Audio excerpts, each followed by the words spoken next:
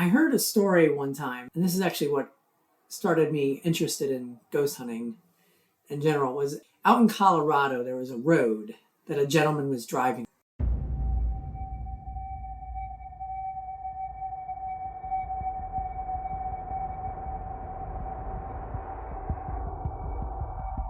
And he was driving along the road, and he saw this young woman wearing a sweater, and she was out in the cold, and it was just out. She was just standing there in the middle of the road.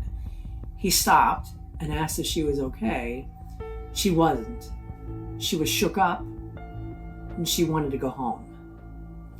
So the gentleman, being very kind, he drove her home for a while. Like, it took a while to get home, and he watched her get out of the car and go into the house.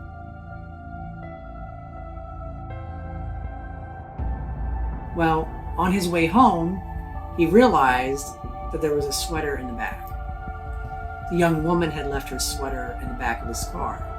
A couple days later, he had time to go back out to the house that he driven her back to. He showed up, and he knocked on the door and said, "Sir, this is, this sweater. Your daughter left this sweater in my back seat." And the man was just incredibly angry. He's like, "What?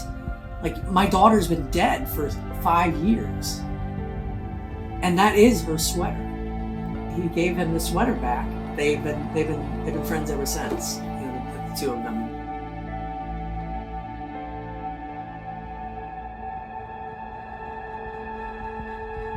I'm Christiana. I'm Bree. I'm Jacob. Settle in and don't open your doors, because you're about to listen to something strange.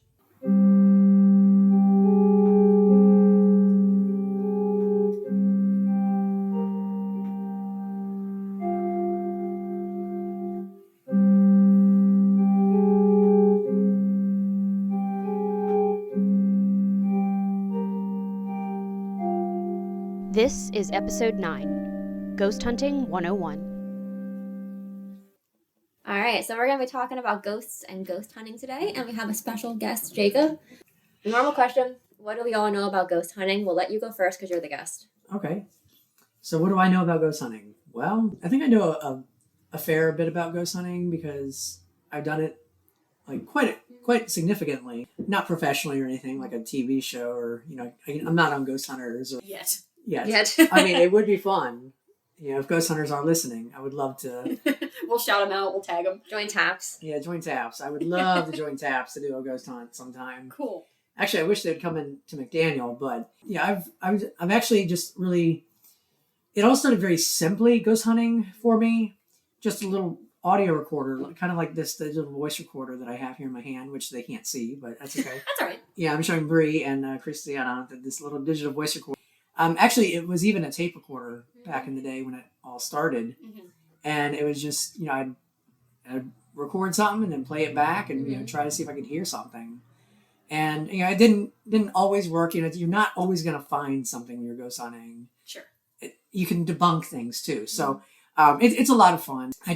I've collected equipment over the years. My aunt has bought me tons of equipment, so cool. I have lots of equipment. So you like family support with it too? Yes. Which is cool. Yeah. Except my mom. My mom did not appreciate that. That no. would go ghost hunting. But she's like, "Don't bring back any demons." I'm like, the likelihood of that happening is really low. But I'll be sure to tell them that they have to stay right here. Yes. Yes. Lord, St. Michael protect me. So I know about ghost hunting. I have a really personal experience. I died when I was 2.5 years old. Ooh. Yeah. Did you tell me this? Maybe. Okay, keep going. Ooh. But anyway, I don't remember. But I died. So when I died, I was in the hospital at Children's, and I had pneumonia following my open heart surgery, and so I was very, very sick. And so in that moment when I was dying, apparently my soul left my body. The reason I say apparently is I'm 2.5 years old. I can't completely remember that this happened. Mm-hmm. But when I told my mom when I woke up, she was like, "Did you see anybody?" And I'm like, "Yes, I saw her father." Oh. So my maternal grandfather. And he told me, "Go home your mommy needs you. Oh, And so that just like blew my mind. And my mom talked to psychologists, and they said, there is no way that I could make that up at 2.5 years old. yeah. Wow. So that was really, really something. If I can ask, Yeah. and feel free to tell me to bugger off. Had you met your grandfather at that point, or was he gone before you had ever had a chance to meet him? So he died when I was 8 months old. Okay, so you had not really Not really gotten to know him. I mean, Sure. there are pictures of me with him. but like when you're 8 months old, it's like Yeah. it's like yes, I met my grandfather, but like also not really. Yeah, he died 8 months to the day I was born. Oh, actually. wow. December 27th, 1987.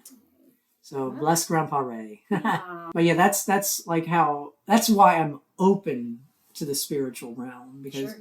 and I'm not like a medium. I'm not like saying that oh, there's someone sitting next to you. I'm not going to tell you that because I have no idea. Like The ghost in this room was very, very offended. acknowledge They're not even Not even acknowledging acknowledging. me. They're the meme of like the bald guy that's in like a stadium somewhere with his hands on his hips, like Yeah. No, I mean, if there is a spirit in here, I wouldn't know unless I turned on my equipment and like found things. sure. But yeah, it started simply just an audio recording, and then it worked up to like an electromagnetic field detector. We can talk about that equipment later, but like it just started. Now I have like an infrared camera and a night Oh, wow. vision. So It started very organically and built to this. yeah, That's but you cool. can do things so simply to really determine if there's a spirit. Like, for example, there's like, if there's footsteps in the attic, you don't need any fancy equipment. Just get some baking soda, put it out, Ah.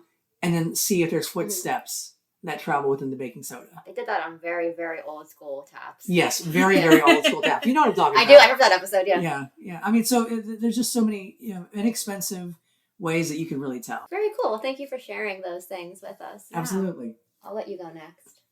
Y'all, I know nothing. Uh.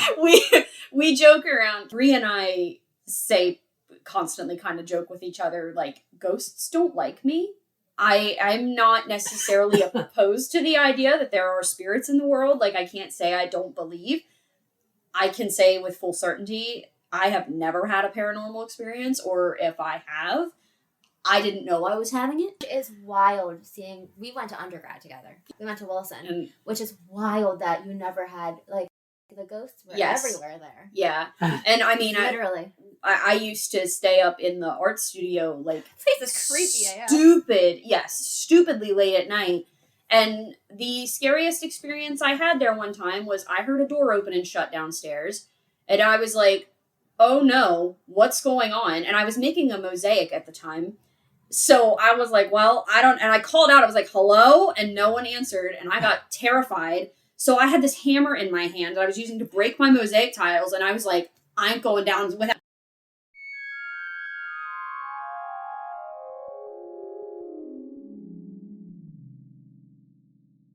Hey listeners, it's post-episode Christiana here.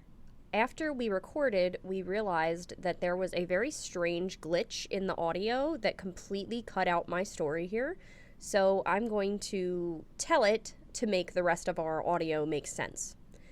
I was in the art studio with the hammer in my hand from making this mosaic, and when I called out to see if anyone was there after I heard the door open and close, I didn't hear anything, so I went to the door of the art studio. And to give a little bit of context, the art studio was on the second floor of this building. The door looked out over the staircase that led down to the lower outside door. When I got to the door to the art studio, I'm looking out and I hear footsteps coming up the staircase, and I'm bracing myself. I had no idea who this was, what was going on, what I was going to see. And next thing I know, this very sweet, very kind, elderly security guard that I knew from around campus comes walking into view. He stops on the staircase, and we made eye contact for probably at least a solid 5 seconds in just dead silence before he opens his mouth and goes, "Are you going to hit me with that?" in regards to the hammer that I was holding very aggressively in my hand. So I hope that gives some context to the rest of our story here. Enjoy!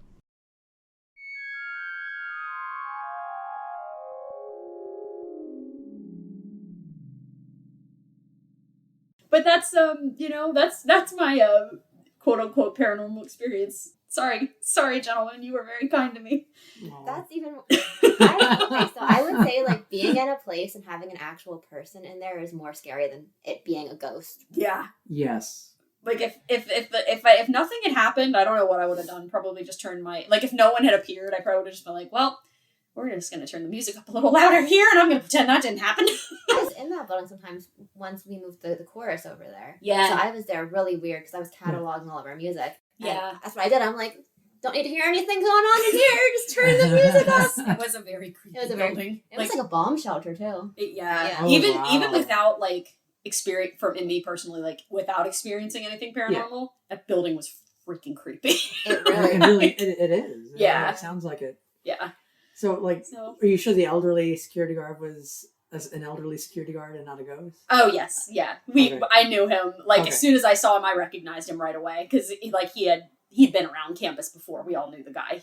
He was so sweet. But that's all I know, friends. Like I said, I'm not necessarily a disbeliever, but I've also never experienced anything. So this is brand new realm for it's brand new realm for me. Please, nothing follow me home if you're listening. It hasn't yet. That's true.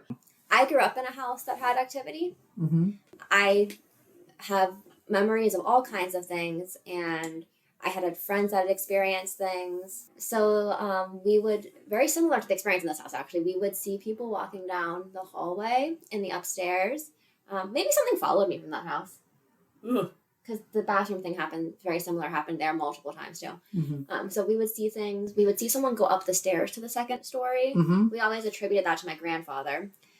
We would hear our names being called in the house. Things would move, which also happens in this house too, where things would be somewhere and then they just wouldn't, and you'd find them months later. Your name being called. Mm-hmm. My mom would hear hers. My dad would hear his. I'd hear mine.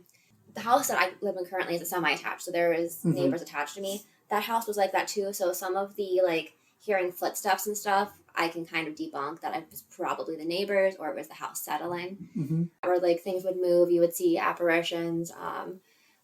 So some of the stuff, my whole childhood, there's no ghost. There's no ghost in the house. Stop it. And then once I moved out, they were like, yeah, we saw them too. So they would walk into a they wanted to protect you. I think so. But so they would walk into a room and they would see there was this rocking chair in my sister's room. Mm-hmm. And my mom said that they'd walk into the room or my dad would see it and it would start to rock on its own. So there was all kinds of activity there. I was horrified of the dark as a child. I would not go into the house unless all the lights were on. I slept with the lights on in my bedroom. I never slept in my bedroom. I was terrified of it just from some of the stuff I would see in there. And then when I was a sophomore in high school, I was always very interested in the paranormal, but I was horrified of it. I decided just to face my fears, and my high school had a ghost hunting club. Nice. So I was in that for, I think, sophomore year and up. And I was the president of it for 2 years. Cool. So I did a lot of ghost hunting in high school, and we would actually go to places. So I'm from the Greater Reading area, if anyone knows where that is. And we went to the pagoda up there. We went to the fire tower. We did investigations. There was this old tea house that we got some really weird. I might go into some of that later. Some really weird stuff happened there. So anyways, I did all this ghost hunting in high school, and we had a bunch of different equipment. And then when I got to college, to undergrad, that school, even though the ghosts avoided Christiana, they did not avoid me. And we would go, we were friends then too, but the friends that were in my suite that I lived with, we would go ghost hunting at least once a month. And we caught stuff. And it was a creepy old campus, but we would catch stuff. There are times where people wouldn't even be looking for ghosts and they would find them. So I did a lot of that there. And then we have some strange stuff in the house that we're recording in right now. Now that I mention it, it's very similar to the house I grew up in. And then there was an apartment in between, and my husband does not believe in ghosts, but he would wake up in the middle of the night and tell me that he would just be talking to someone. Did I ever tell you about this? Maybe, yes. He'd wake up in the middle of the night and would be I'd hear half of a conversation. One of my friends from home was visiting, and we went up to the attic for something, and they came running down. There was something up there. I'm like, was it a mouse? It was an old house. Yeah. They're like, no. Get a rat! They're like, nope, I'm not going up there again. And I have no clue what they saw. I haven't ghost hunted in a while. It's been years, but it is something that is still of interest. The last time I went ghost hunting was in July of 2020, right after after COVID had started. My friend lost his mom due to COVID, and at the house, it was a wild experience. So now that we kind of got everyone's background, I did a little bit of research on like the history of ghost hunting. Mm-hmm. As always, I start with Wikipedia because that is the place to start. I also there is a history channel. I think of the three sources, the Wikipedia is probably the most legitimate. There was a History Channel article about the history of ghost stories, Mm-hmm. and then there was a PSI, which is like I think like a Psychic Institute encyclopedia article about ghost hunting and ghost stuff in general. So I'm just going to give us kind of a brief timeline of ghost hunting in general. The first reported, written down to our knowledge, ghost story was from the 1st century AD by Pliny the Younger. You might have heard of him, pretty famous historian. Yeah. In like the Roman world, Greco-Roman world. So this is from the History Channel, and I'm quoting. Pliny reported that the specter of an old man with a long beard, rattling chains, was haunting his house in Athens. Ooh. And like that's kind of like the quintessential, like think like Charles Dickens' A Christmas Carol. Yeah. Marley. Yeah. I always think of the Muppets version. Oh, that is such a great movie. I love all versions of the Christmas Carol. That's my favorite story of around Christmas time. Muppet Christmas Carol takes the cake. But nothing wrong with George C. Scott. That's my man. All right, so our next historic ghost adventure is a German poltergeist, and it is wild that I spelled that word right. Once again, coming from our good friends, the History Channel, when they're not talking about aliens. So we are looking at 856 AD or CE, depending on how you do that. This is the first reported poltergeist. And a poltergeist is a ghost that causes physical disturbances such as loud noises or objects falling or being thrown around. This was reported in a farmhouse in Germany. The poltergeist tormented the family living there by throwing stones and starting fires, among other things. Didn't you say that your afterlife plans involve something similar? I was going to say, we've talked before about what kind of ghosts we want to be in the afterlife, or we think we would be in the afterlife. Oh, I plan to be. Plan to be, yes. Do we want to like go around the room and? Well, I'd probably haunt McDaniel, because I don't know, they're just a strange place, right? It's a strange thing right now with McDaniel. But I'd probably haunt the choir room, the choir area. And this, to clarify, this is McDaniel College. Yes, okay. McDaniel College. Yep. Yeah. The haunted choir room. I like that. Yeah, haunting McDaniel for sure. Yeah. And maybe haunting young people who are always on their phones. Maybe just like randomly scare them while they're on their phone. The phone just turns off. Just shut it down. That Just would start be like fun. They're like scrolling Facebook, and you just start scrolling.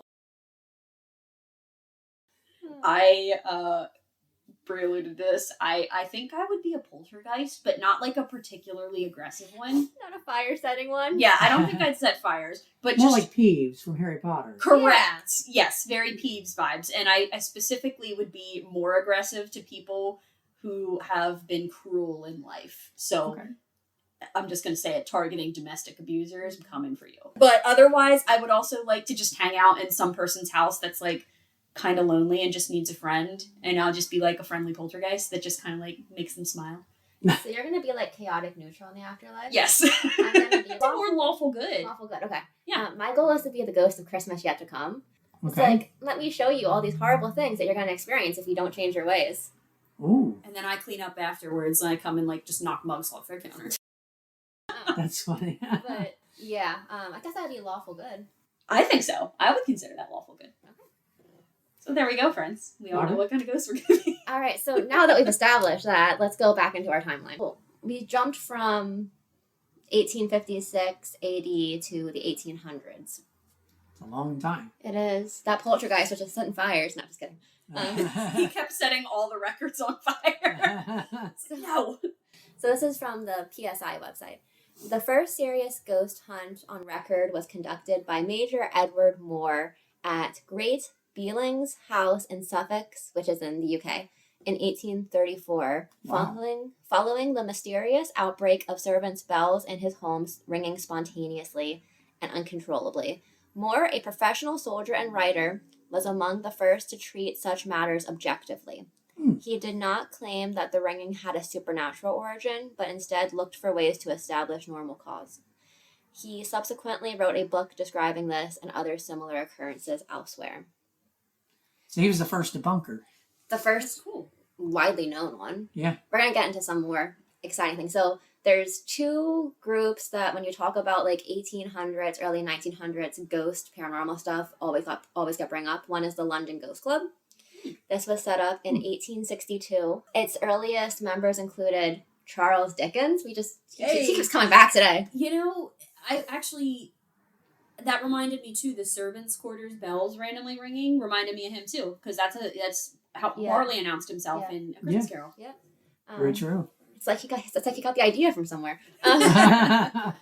Cambridge philosopher Henry Sedgwick and other academics and clergymen. Wow. So then the other one that you hear about the most, honestly, this is probably the one you hear about the most, is the Society for Cyclical Research, Mm-hmm. abbreviated as SPR, the rest of this, because I didn't feel like writing it out, and was established in 1882. Now, there's some pretty major names. One is the physicist William Barrett, Lord Raleigh, future Prime Minister Arthur Balfour. I'm pretty sure, wasn't Sir Arthur Conan Doyle a member of that? Who wrote Sherlock? Potentially. That's ringing bells in my brain, but I can't. Actually, that would make sense because he did write a lot about supernatural too, Yeah. I feel like he was. like the Hound of the Baskervilles. There was just a lore episode about him, and I'm pretty sure they had talked about that. Oh, cool. Okay. Um, Go check out Aaron Menke's lore. it is a good. That's like the OG podcast. Yeah. All right, so we're gonna talk about a couple of big people. So whenever you look up like ghost hunting and like debunking, one of like the first people to really do this, besides our friend we mentioned earlier, what was that, Major Edward? Yeah. Is Harry Price. Have you guys all heard of him? The name does ring a bell a little bit. I have not. He is a fascinating person. He's probably gonna be a future topic of mine Oh, okay, fun. because I listen to a lot of paranormal podcasts, and he's been on multiple of like his story. He's not alive anymore. He's been alluded to yeah. in multiple. So he was born in 1881 and died in 1948. So I'm quoting from Wikipedia here. He is a British parapsychologist, psychic researcher, and author who gained public prominence for his investigations into cyclical phenomenon and his exposing of fraudulent spiritual mediums. He's basically known for debunking. And like, because during this time, right, the spiritualist movement, We talked a little bit about this. in the one we did an episode about like EVPs and stuff, so this is similar, but it was kind of like the history. So the spiritualist movement was big, and a lot of people were like there were big mediums that were doing like ectoplasm stuff. So he would go and he would debunk them. So a little bit more on him. So he was part of the Society for Cyclical Research, but there was some bad blood there, and there were disputes, and then he was no longer a member. Ooh. He was friends with Harry Houdini. So a lot of people know Harry Houdini as the magician, right? But he was also big in debunking. Like he was into the paranormal stuff, but he was more on the debunking side. Huh. Like he was also someone that would expose fraudulent mediums. Interesting. Yes. All the things you learn. In 1926, our good friend Harry set up a well-funded national laboratory of cyclical research, which included a laboratory seance room and a vast array of scientific gadgets, some of which were suitable for field-based research. So these included a bowl of mercury for detecting tremors in a room or a passage, electroscopes, these were used to detect the presence and magnitude of electrical charges on a body, galvanometer to detect electric current, barograph, this was used to make samplings and readings of atmospheric pressure. Okay. And air testers for recording circulation of air. So this would be like if someone is somehow causing a breeze to make something look like a ghost. Okay. And then thermographs used to make readings of the temperature in the room, right? Because the idea is when a ghost shows up, the temperature drops. So Price died in 1948, and this interrupted the Ghost Club's activities and also his laboratory's activities. So at this point, the Society for Psychical Research was moving more to be an educational institution than an investigative institution. We're going to talk about Ed and Lorraine Warren. Oh, my. So everyone, Oh my. everyone but oh my, everyone knows who they are. There's a lot of controversy about them. Neither of them are still living. Correct. Yes. There's a lot of controversy about the, how do I want to say this nicely, authenticity of some of their investigations. Yeah. Mm-hmm. Yeah. Mm-hmm. I've heard about their methods and yeah. So who were they? So they're American paranormal investigators and authors associated with prominent reports of haunting from the 1950s to the present. Now, present itself, I would say, Ed died like in the 90s, and I think so. Lorraine died probably only like 5 or 6 years ago because she was in one of the Conjuring movies. Oh wow, I didn't know that. Like she was in the audience. She was like one of the audience members in one of the scenes. Oh wow. Ed was a World War II United States Navy veteran who became a self-taught and self-professed demonologist, author, and lecturer. How do you do that? Lorraine professed to be clairvoyant and a light trace medium who worked closely with her husband. In 1952, they founded the New England Society for Psychic Research, the oldest ghost hunting group in New England.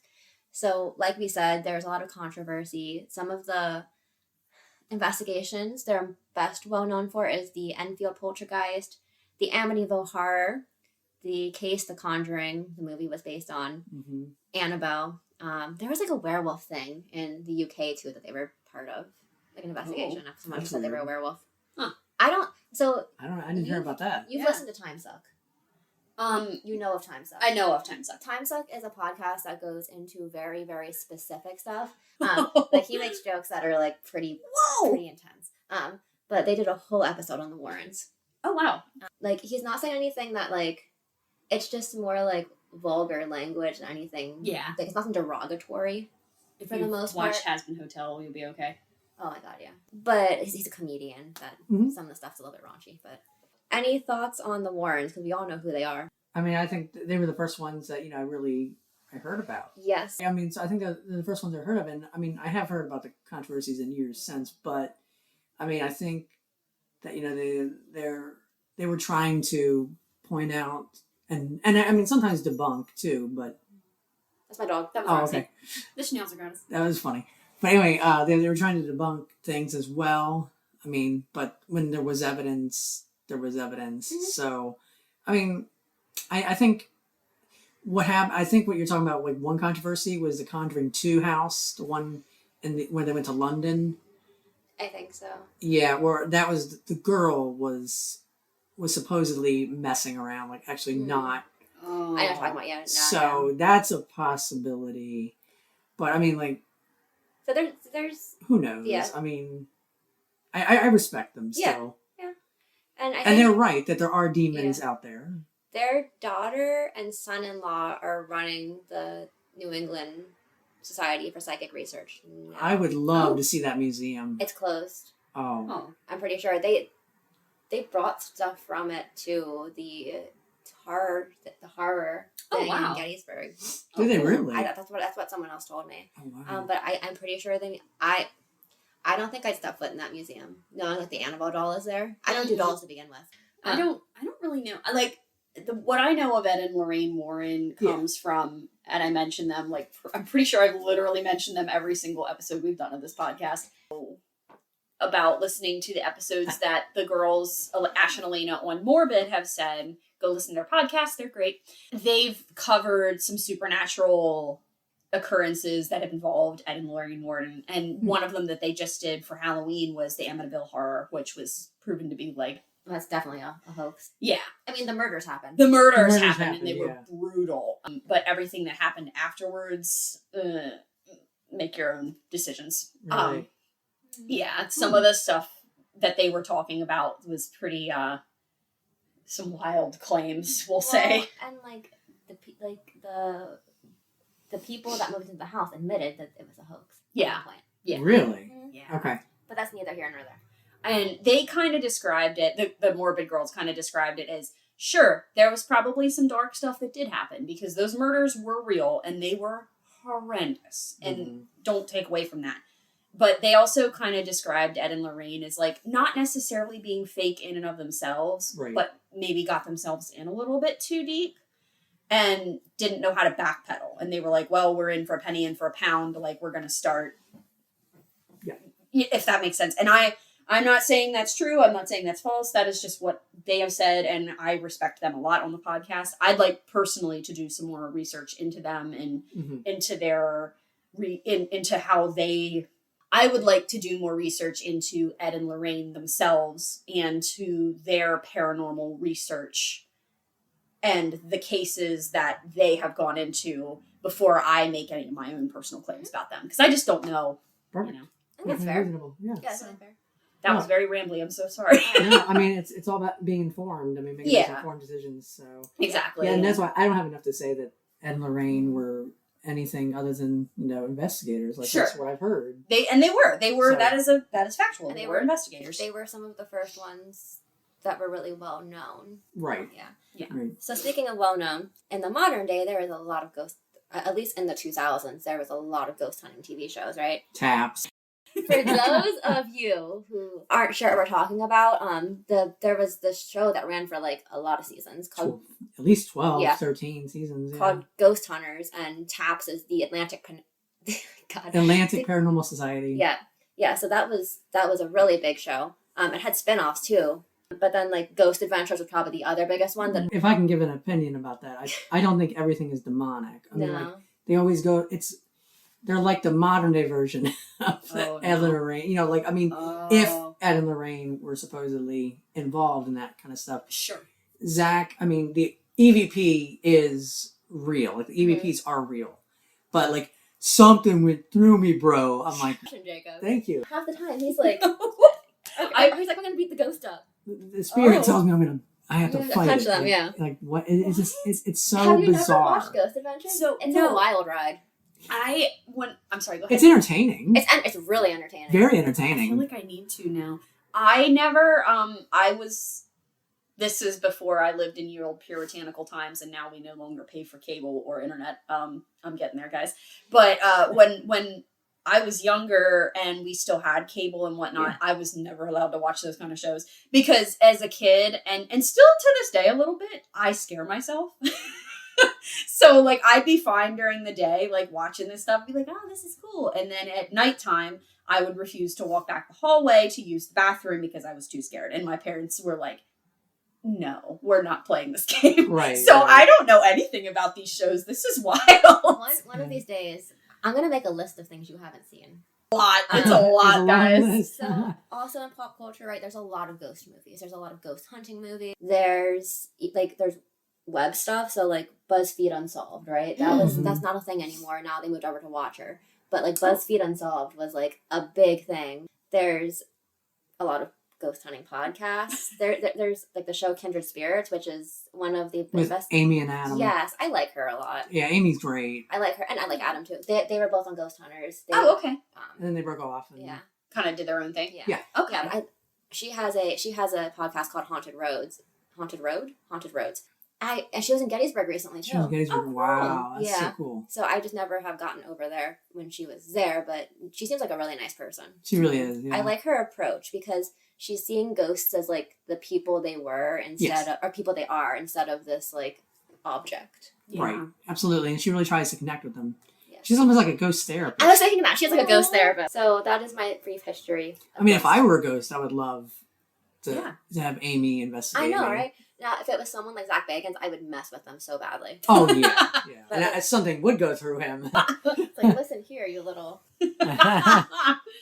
I need to watch this now. You do. It's ridiculous. Yeah, Okay. Taps is And great. everything's I have even. like 3 seasons, at least 4 seasons on DVD. I do too. Oh, cool. Okay. You guys can just record my reaction. It's too fun. Like a riff track. Yeah. So let's go into like equipment that you've used, or did you have any like rules when you were ghost hunting? I know that's an arbitrary question. Rules. Yeah, don't go alone. Oh. Well, there's a couple of reasons for that. One, a lot of times you're ghost hunting at night. The other thing is you want witnesses if you catch something. Hmm Ah. Yeah, to make it more credible. Yeah. Sure. Yeah. Yeah. So don't go alone. That's for darn sure. Always carry a flashlight, and don't run. Oh. Because if you fall, you could fall. Yeah. Like if you're in a dark building, I mean, like that's not. This fun. is much about like your physical safety and well-being as it is like. Yeah, it's not like a haunted games rule. Right. Where it's like if you do this, They're gonna chase you. It's more of like it's a safety thing. Sure. Yeah. I that had not ever even occurred to me. That's interesting. I like that. Yeah, I mean, there's an episode of Taps where like the young man runs and he's like, "Dude, run!" and he like almost falls down the stairs or something like that. But, Oh no! Because a lot of times you're in the dark. Sure. yeah. Oh So, man. and I like the dark, but things can happen in the daylight Oh, too. yeah, definitely. I mean, 100%. I mean, but yeah. So that's the main rule is don't go alone and have a flashlight and. The only ones I would add is tagging audio. Yes. So like if I'm here and I know someone is like in the master bedroom saying, "Oh, that was the TV turning on," or "Oh, that chain was the dog." The scratching at the door was the dog and not a demon. Right. And the other one, we always the people I always ghost hunted with. We had a what's it called? It was a no doing this rule. It was when no instigating. Is that what it's called? When people are. Oh yeah.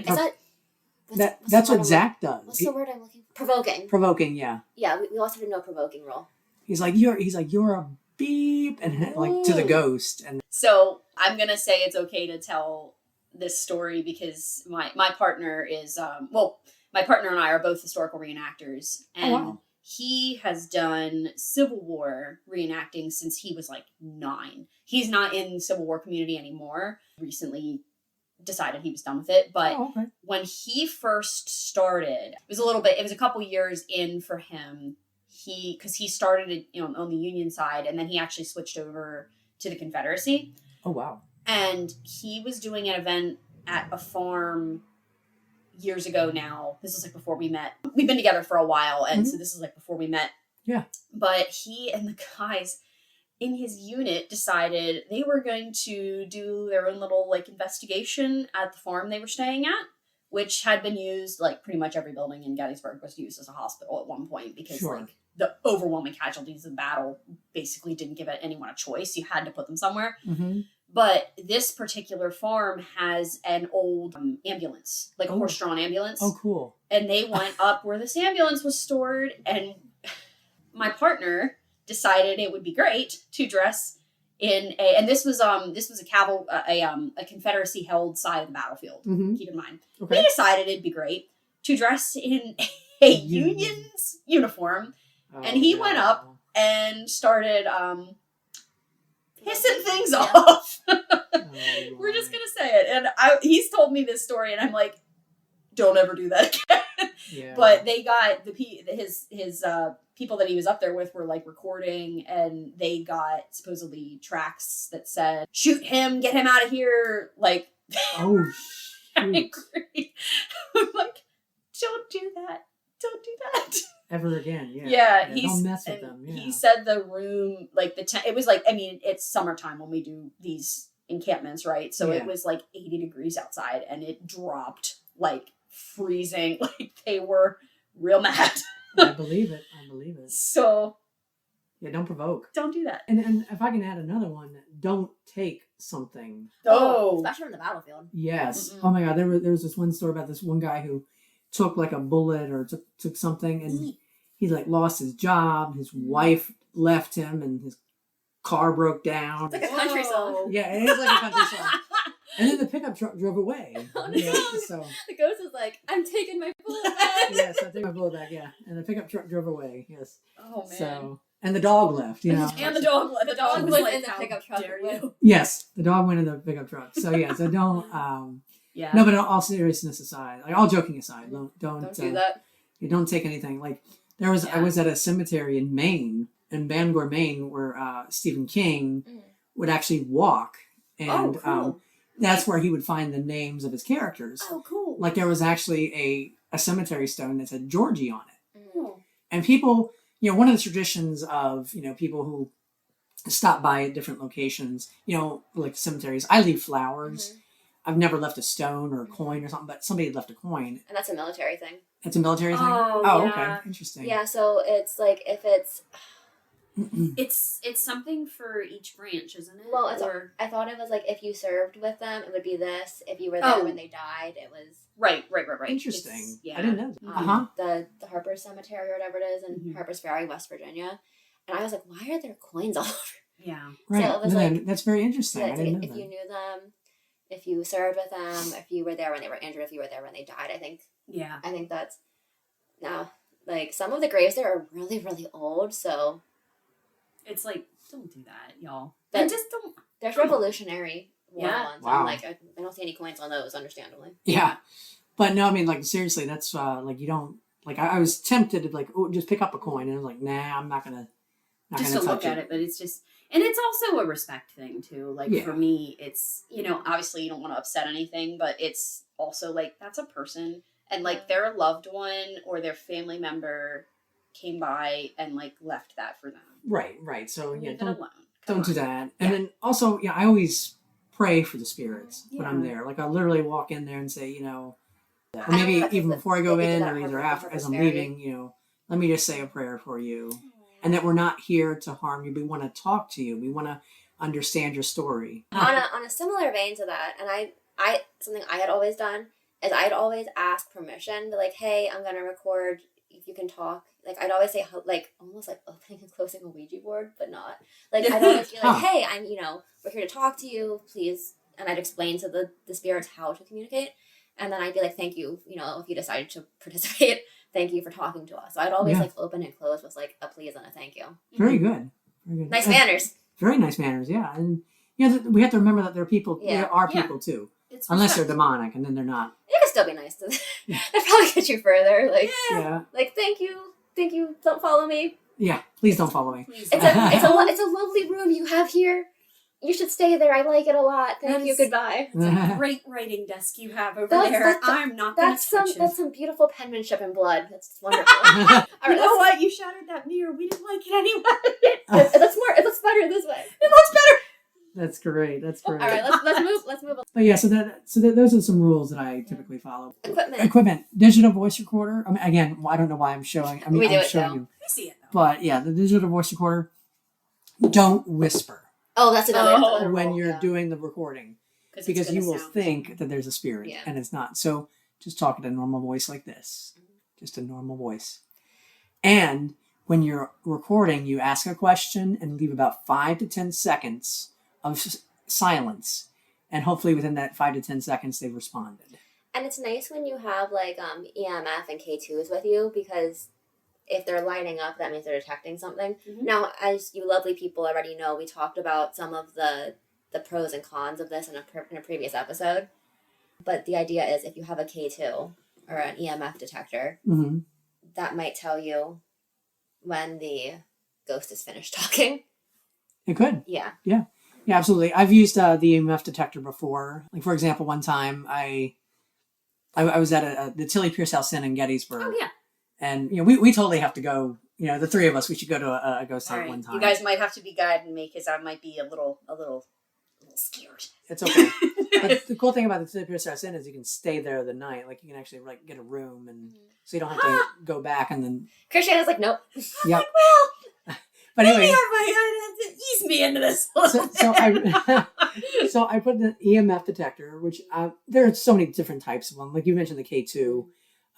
Just turn it on, set it away from any outlet or anything, because it'll pick up the electric frequency. Yes, right. It will. Lights on it. Sure. Yeah. So just really put it somewhere separate, right? But the digital voice recorder you can really leave anywhere. Like I've even left it on the ground, like in a room. Okay. And it was fine. We used our phones in college. You used phones? Okay. Very phony. Yeah. But yeah, that's. We just use voice memos. Yeah, but with the EMF detector, I had it on a table right next to the rocking chair in the dining room, and the rocking chair I saw was going back and forth. And I said, if that was you, can you, if you're actually moving the rocking chair, can you light up the EMF detector? Beep beep. Ooh. I know, and I'm just like, oh my god! It actually responded. I did not expect that. Yeah. I thought it was just a truck going by or something like that. But no. Sure. It was it was a ghost. And I said, okay, so you said that was you. Can you do that one more time? Rocking chair moved, lit up my EMF. So there was something there with me in that room. I was like, that's awesome. Because I was in the hall, in the foyer of the building, and I heard this moving back and forth, and it was the rocking chairs. So. That's creepy. I don't think I'd like that. Yeah, I thought it was cool, but it sounds cool now, but I think in the moment I'd be like, yep. I'm out. But another thing I have is a flash, I was going to ask you if you ever use a flashlight. The flashlight, yes. I mean, I do have one. It's a dog again. I do have one that's you can have them press it at certain, and you can unscrew it more, so it's more sensitive. Yes. Oh. Yeah. So that's pretty cool. I also have a laser grid detector. We use one, like think Xbox Connects almost, but like it's the same technology, so it's picking up. Yeah. Yeah, it's all green light, Mm-hmm. and then it can go in any shape you want. Mm-hmm. And then this one time at the admissions office at McDaniel, in the basement, a shadow moved right between, and it actually worked. Like, I mean, the shadow moved right between it and blocked it out for like a second, and then came back. Another one came back the other way. So there were multiple spirits down there, but so that's so cool. But I think it's cool to have a digital voice recorder. I mean, I also have a night vision camera, which is so cool. I didn't have a night vision camera for a while, so it's really hard to pick things up. Is it just night vision or is it thermal? No, this one's night vision, Okay. And then I do have a thermal camera. I also have an infrared. So You want to explain how those work in ghost hunting? Like I know, but For Christiana the might person not. in the room who's like, Right. wow, huh? so like the thermal. Sure. Um, that's going to pick up heat. yeah, that's gonna pick up heat Or the lack thereof. or the Or lack the lack thereof. thereof. Okay. So you just point it in the direction of where you feel like a cold spot or something, Mm-hmm. and maybe it'll tell you how much the difference is between the temperature the ambient temperature in that area that you're in. Okay. But it can also it has a little camera, and you can see white is hot, so Okay. you'll see the different people. Like you'll see your team Mm-hmm. standing there, but then if it gets like cooler, like then you'll know. Like if it lights up blue, like then you know that it's a, okay. Yeah. and it's a spirit. Like and that'd be cool. Or Yeah. a really, really cold person. A really really cold person. Have you ever seen any of the things about this isn't really a tool, but like people picking up things on like the the Tesla cars have the cameras and stuff, or people are picking up ghosts on them, like Really? like what they're identifying. There's something. Oh man. Oh, I know what you're talking. I've heard of that. Like it's saying like there's something there, don't back up, and But then it's there's like nothing there. there's literally nothing there. That's Ugh. weird. I mean, it could just be a camera malfunction. So you know how I said that the laser field is very similar to like the Connects for. So when we were at Wilson, a bunch of my friends were doing the Just Dance on the Connects, right? Mhm. And we were in like the game room down there because there was more room. And I never actually danced because I don't dance. Not yet. And so I was just like sitting on the couch, and like two or three of them were playing. We have up to 4 players, I think. And all of a sudden, a new player, like a quarter of the way into the song, joins, right? And they What? are killing it. They are like they're not getting perfect scores. Otherwise, I would have thought it was like a malfunction. Or an AI. Or, Yeah. But they come in a quarter of the way through the song. They kill it, and then they leave, and they won. And they dropped the mic. Oh, That was me as a poltergeist. That will be me. I'm trying to remember. I'm just gonna walk Just in, Dance. win Gonna at be Just your Dance, day. and then just walk out. Yeah, it was wild. Wow. That's weird. That's mind I blowing. don't even know what song it was. Our college was weird. All right, so back to the equipment. Yeah, back to the equipment. Oh my gosh, where did I leave? Where did I go from there? Do you want to talk about how night vision and infrared work. infrared? Yeah, so infrared. I mean, it's an infrared. Like it's a camera. The infrared one that I have is very small. Okay. It's a very small thing, and it goes. It's actually in a case, Okay. and you actually have to put it in the case, and that's the hardest part, to be honest. Is like actually Getting it get in the case. to actually where you can press the button to turn it on. Oh, It okay, is sure. so tricky. Ooh. But it's cool because I had some ghost hunters over at Gettysburg help me out Mhm. because I was like, I don't know how to put this thing together. So we put this thing together, and it's attached to a ball, a light, and it lights up. Oh yes. And like you don't like at night you'll see it light up, Okay. but like in the daylight, it doesn't really light up. But it'll light up, and you'll see everything in black and white Mhm. so that you can see it Okay. in the dark, Okay. which is really cool. what was weird is like we had it, so that I would record audio as well. And we were at McDaniel in the admissions office. And that audio cut out like a third of the way through.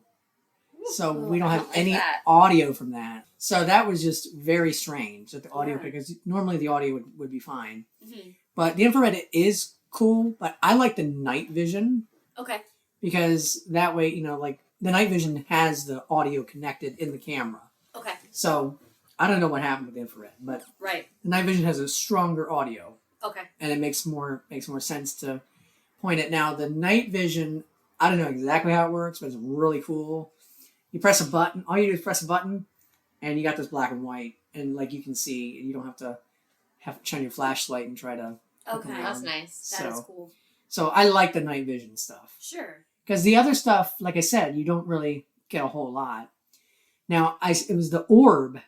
Oh, yes. Tell us the orb story. Yeah. We're moving into encounters. Yes. So this is a nice segue into encounters. But actually, because I'll tell you a little bit. I'm going to tell you another part of that story, too. Mm-hmm. Or there's another part of this. The orb, right? So the EMF detector was on. Mm-hmm. It was not lit up yet. Okay. And I had the night vision camera pointed at it. Because I'm like, okay, if this thing goes off, I want to see if it, if there's anything around it. Well, this orb comes from let's say that corner over there, shooting down, and I see it in the camera, and hits the EMF detector, and beep beep beep beep beep beep beep beep beep beep beep beep beep beep beep, and then goes away. No. So, orbs are interesting. I don't buy them all the time either, because they could be anything. They could be bugs, dust, weird light abnormalities. Yeah, but the fact that this orb went into the detector and went off. Kind of berserk, sure. Yeah. So sometimes, I mean, like, you have to see it. And then, actually, that reminds me of another part about equipment. Cameras. When you're taking a digital photo, always take 3 in a row. Oh, that way you can see any changes. Yeah. Like, don't stop, just go. Like a burst shot kind of thing. Well, I don't know if you can. Yeah, do a burst shot or something. 3 photos in a row. Mm-hmm. Because then you'll see any movement. Yeah. And sometimes there's light tricks in one, and then there's not in another. Sure. So that's interesting, too. And it's also important to be aware of, like, for example, if there's windows, right? Are you seeing a car headlight? Mm-hmm. Right. Yeah. Depending on where you are. Right, because the theater in McDaniel, which is tall, like the first floor, or the floor of the theater, like the actual theater itself, I mean, unless it's like a 10-foot truck, you're not going to see a light come in. That's why it was so cool, because I did the 3 photos before at a window, and I saw this guy in a hat in the window. Ooh. And it was at McDaniel, and it was in the theater. Yeah. And there's no way, because, again, we're so high up. Right. That there's no way. That's not like even if there was someone passing by the window. Yeah. Yeah. And why would there be someone on stilts? It is a college, so God that's true. There is alcohol flowing. A thought I had, if that's okay to interrupt. Go ahead. With EVPs, too. Yes. Is the danger of what they do on some of the ghost shows. So, as we talked about in the other episode, with EVPs, a lot of times the ground level is turned up of the volume to make it louder. Yeah. So, the whole, like, pareidolia effect of when you watch a ghost show and they write what it says, then you will hear that, because that's what your brain is programmed to hear. Right. We talked about that in, I think it was the EVP episode. The one time, one of the very rare times as a child, I actually saw one of the ghost shows. There was one on, and they were in Louisiana, where Katrina hit, and New Orleans. And there was a gentleman. They were like in a bar or something that had gotten like flooded during the hurricane, and he had it's not an EMF detector. What's it? Where they a REM pod. Where you can ask it a question and then you let it go, and sometimes it'll talk. The ghost box? Ghost box. Oh my Spirit goodness. Box. Oh, that is awesome. I hate them. Well, we have different reactions to that. It's the white noise. Oh, It messes with my head so badly. Yeah. I like them in theory.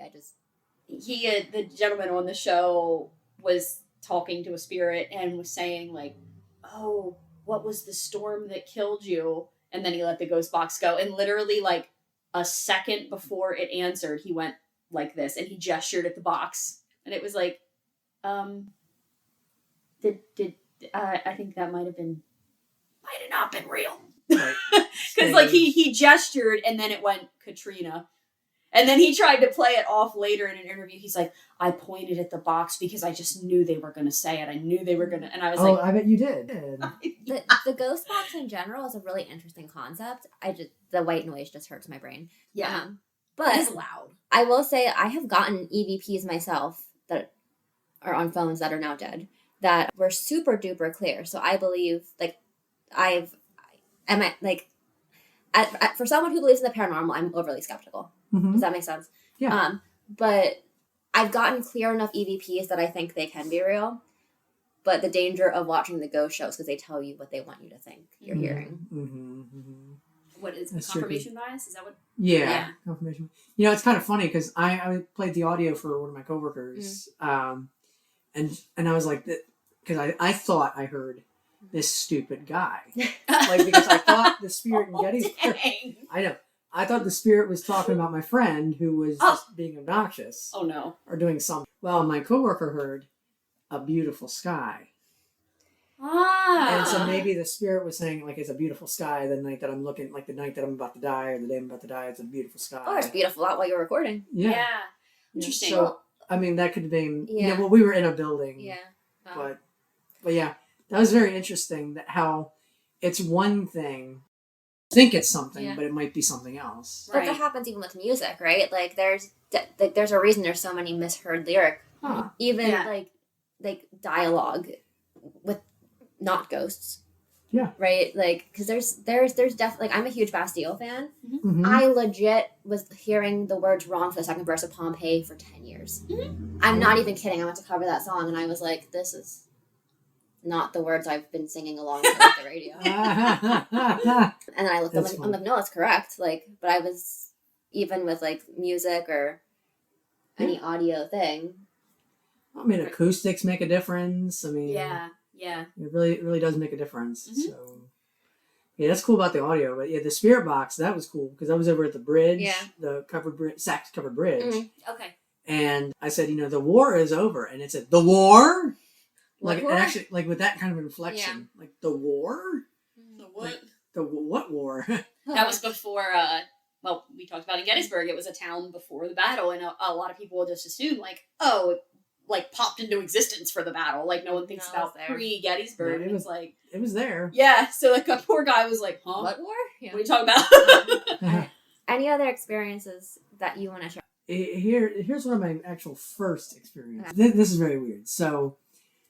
That's what this podcast is for. Yeah, I'm gonna You're preface listening this. to something strange. This is my great aunt lived in York at the Delphia House. Okay. All right, and then that was on my mom's side, so we would go visit her, and I remember she would always have Rutter's ice cream for me in a little cup, and the Rutter's ice cream, and not the Rutters like the gas station. We're talking about the Rutters, the original dairy. Yeah. Like the real. I believe classic. you guys. That wasn't a thing where I'm from. Okay, well it was good. Yeah. I love the Rutters, and there was a restaurant. Yeah. Down there in York called Rutter's. Mm-hmm. Was it like Rutter's Dairy Bar or something like that? Maybe. Yeah. Maybe, but it was cool. Sure. So we were at Rutter's, and so my great aunt passed away when I was about 3 years old.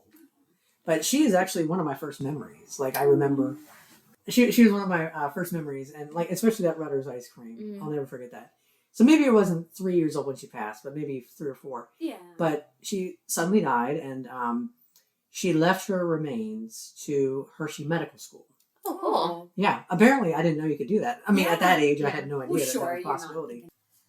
Great aunt, we call her Aunt May. I call her Aunt Mamie because I couldn't say Marion, so I said Mamie. Oh. So I get we go to the cemetery where because Hershey Medical School, what they did is they cremated everybody's remains and then put them in the cemetery. Okay. Together. So like under a year that their bodies were donated, they put the cemetery there. And so, we went to this nice ceremony and they said Aunt Mamie's name and I didn't even hear her name. And Mom's like, that was your aunt. Your aunt was Marion. I was like, oh, okay. All right. So good to know. But anyway, so we went to Rutter's Dairy Bar. Okay, if that's what it's called. If it was I called can't the Derby remember. Bar. I feel like that's familiar to me, so I could be completely wrong. Okay, no, but we'll go with it. Yeah. So, Rutter's Dairy Bar, and we're go to a nice dinner, and we're checking out, and I look to the right. Oh my God, and I remember this to this day. Wow. Lady in glass is similar to Here, yours, yeah. but a little bit longer and a little bit thicker, Mhm. like on here and there. Floral sweater. I mean, the gray hair Yeah. curled. I look over and I'm about to say something. Rosie steps in front of me, and I walk out the door.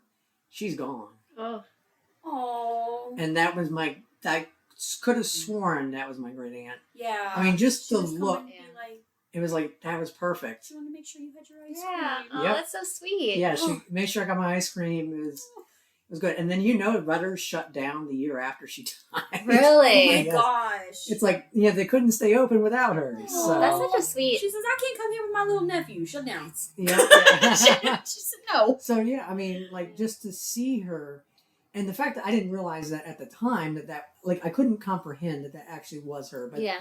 looking back, I was like, there's no way that was not. Something, yeah. That was her glasses. That was her hair. That was the floral pattern on her sweater. Yeah. It was her. Yeah.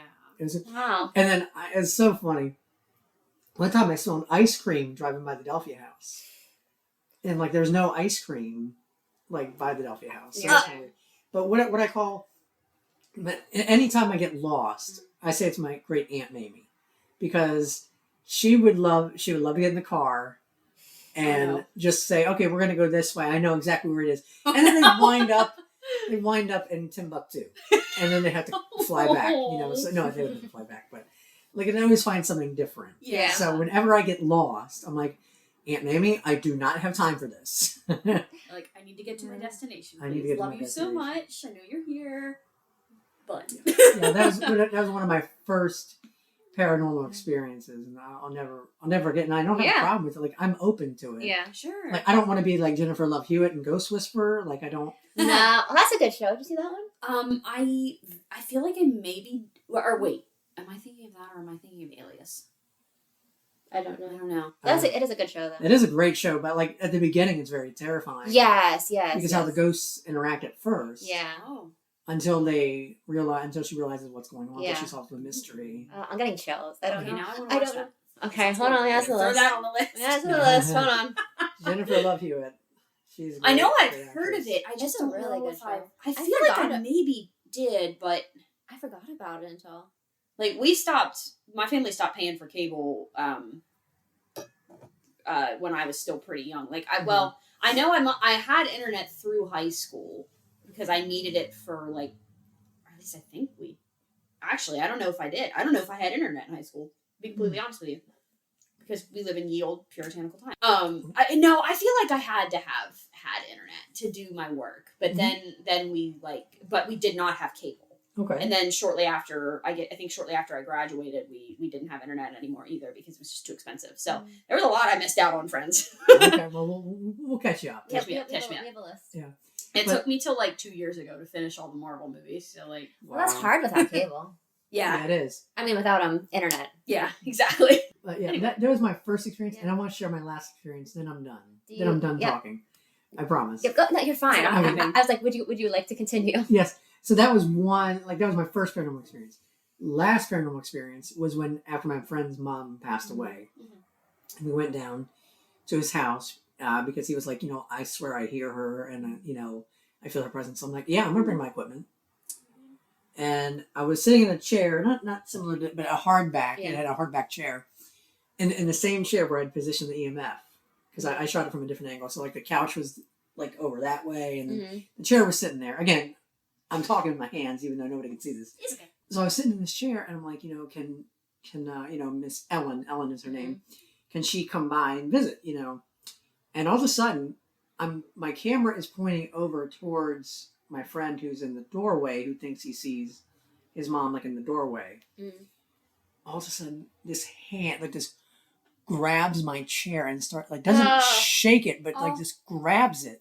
Like, I can hey, feel I'm the here. grip Woo. of the chair, and then something moves past me, And of course, my camera's pointed in that other direction. Sure. That's So you're not going to catch it. always how it happens. Sure. But I swear, it felt like his mom, when she would, like, you know, how elderly people kind of lean on something to Sure. walk by, grab Yeah. something that they can hang on to walk by. That's what it felt like. Dude, I do that, and I'm only 32. Right? Right. I mean, hey, it helps. I mean, you got to do what you got to do. But that's exactly what it felt like. And then we heard movement from the side, like, you know, over in the living room. And it's like, okay, where is this movement coming from? The walker Oh. was just Oh. shaking, Vibrating. vibrating. And we're like, Whoa. where the hell is this walker vibrating from? Like, the air was not on. There was no draft. Nothing else was vibrating? Nothing else was vibrating. The cat was not there. And it's just like, maybe she wanted her walker. Maybe she needed her walker. And then we heard her voice. And she says, and it was very light because I couldn't even pick it up on audio. Mm-hmm. It wasn't even on camera. But all three of us, you know, my friend and my other friend who he came to ghost hunt with me because he wanted to ghost hunt. And they said, and she said, John, like just, but it was from a distance. Like you could barely hear it. So, but it was just sends chills, right? I mean, yeah. So that was my last true paranormal experience that I've had. To date. To date, yes. Would you like me to share this one story I have in mind? Sure. Please do. Okay, so this is kind of a wild one. Please do. So I mentioned earlier that I was in a ghost hunting club in high school. Yes. So we went, and this house isn't even there anymore. We went to this, like, Victorian era house. It was older. Pretty. It was very nice, yeah. They had a cellar that you would store food and stuff in. Yeah. And we got some really clear EVPs there. This isn't the story I'm going to share. Well, I mean, it's not the main part. This really low, guttural, gravelly voice saying, "Get out." Ooh. Didn't like that. But You yeah. didn't like that? I didn't like that. Yeah. Why? Basically the cave under the property. Oh. No. We didn't hear it. Like, we didn't hear it until the recordings. Sure. Yeah. Oh, That's usually how it works. Yeah. So, like, Unless then that would be a disembodied voice if you heard it. Yeah. But, Which would be weird. but, like, I mean, it was really cold down there, but it's also a cold cellar. Yeah. So hard to tell. Yeah. So Makes anyways, in this house, and it was a tea room, but the person was also, like, a psychic that owned it, apparently.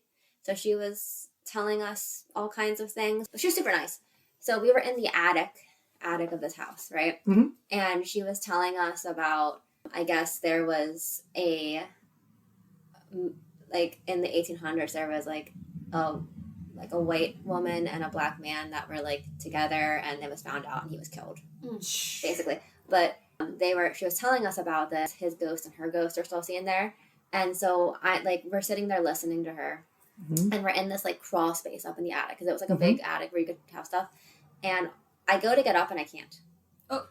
What? So behind me were, like, storage bags, right? Yeah. And a metal hanger had come out of the bag and wrapped itself around the belt loop of my pants. What? It's crazy, right? Whoa. And so, like, I'm like, I can't get up. It literally wrapped itself. Like, I have no clue. Like, I don't sit still. Even like that, like the... that little that's a movement would know. wire hanger. And it wasn't like it was just curved on me. No, it was, like, wrapped around 2 or 3 times. Yeah, no. That And one she you. was, oh, the spirits really like you. And I don't feel like that's they like you. I feel like that's aggressive. Like, that would She be was like, like- oh, okay, we're done here. she was like, oh, Yeah. the spirits really like you. But I was just like, I need to get out of here. Yeah. No. Well, you needed to untie yourself first. That was the worst part. Like, I felt so trapped. Like, I was like, I can't leave. That's that's Wow. aggressive. And then Like, I mean, maybe I'm